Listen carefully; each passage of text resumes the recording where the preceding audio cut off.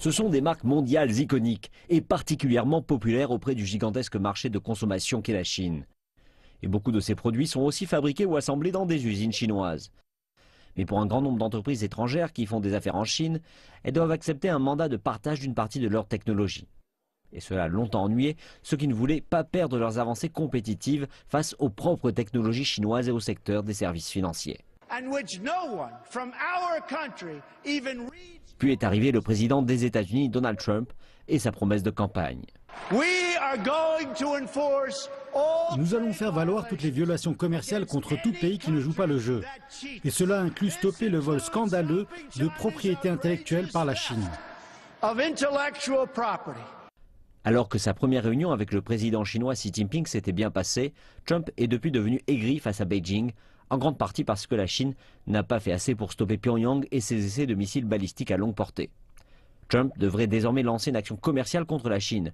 Il pourrait utiliser la loi commerciale de 1974 pour enquêter sur les lois chinoises de propriété intellectuelle et d'éventuelles sanctions par le biais de taxes. Mais avant son annonce, Beijing n'a pas manqué de protester. Je veux souligner le fait que le gouvernement chinois attache une grande importance à la protection des droits de propriété intellectuelle et que notre succès est ici pour que tout le monde puisse en témoigner. Toutes les mesures commerciales prises par un membre de l'Organisation mondiale du commerce doivent respecter les règles de l'OMC. Mais Trump n'a que trop peu confiance en l'Organisation mondiale du commerce qui est réputée pour prendre plus d'une année pour résoudre les différends. L'expert commercial Scott Kennedy déclare que l'administration Trump est prête à agir fortement pour obtenir des résultats. Ils estiment que c'est un accord brut pour les travailleurs américains et ils espèrent qu'un accès moindre aux marchés américains va inciter la Chine et d'autres à réduire les barrières et à libéraliser.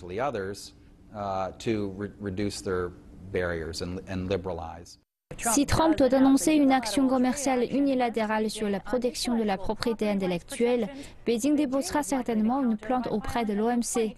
Kennedy déclare que la dernière fois qu'une nation a défié cette pratique commerciale unilatérale, ce fut en 1998, et les États-Unis avaient remporté l'affaire. Mais avec le temps, les droits de douane sur les biens chinois pourraient déclencher une guerre commerciale avec une hausse des prix pour les consommateurs mondiaux et affecter les marchés financiers et réduire l'épargne.